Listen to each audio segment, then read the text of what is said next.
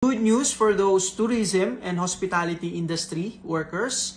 That includes food service, restaurants, and tourism. Province of Alberta, dito po sa Canada, just announced yung tourism and hospitality industry stream with a permanent residence pathway. You only need 6 months at least of work experience. Your intention to live and settle dito po sa province of Alberta. You only need to get a valid full-time job which is at least 30 hours per week to be considered. Hindi pwedeng part-time and non-seasonal. Ito ay priority stream which means na mapapabilis yung proseso and pagpili ng mga applicants. It could be from outside Canada or yung mga andito na sa Canada na nag-gain ng Canadian work experience again in tourism and hospitality industry.